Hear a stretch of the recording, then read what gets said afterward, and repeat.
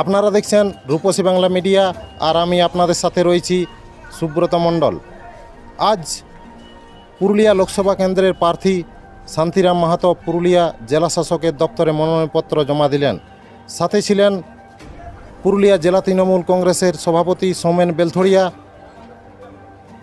পশ্চিমবঙ্গ সরকারের মন্ত্রী সন্ধ্যারানী টুডু, পুরুলিয়া লোকসভা কেন্দ্রের নির্বাচনী কমিটির চেয়ারম্যান সুজয় বন্দ্যোপাধ্যায়। রাঁচি রোড থেকে মিছিল সহকারে আজ জেলা শাসকের দপ্তরে তারা পৌঁছান এবং মনোনয়নপত্র জমা দেন। দেখুন, আজকে 35 নম্বর পুরুলিয়া লোকসভা কেন্দ্রের জন্য আমি মনোনয়নপত্র দাখিল করলাম এবং এই লোকসভা নির্বাচন অত্যন্ত গুরুত্বপূর্ণ নির্বাচন।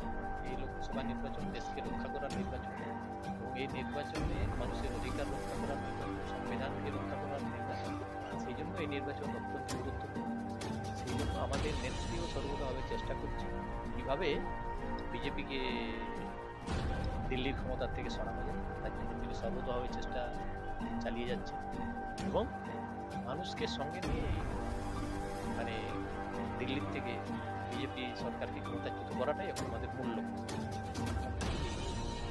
আমরা তো এগিয়ে আছি, মানে শুধু আমি বলে নয়, সারা পশ্চিমবঙ্গেই কিন্তু তৃণমূল কংগ্রেস অনেক প্রয়োজন এগিয়ে আছে।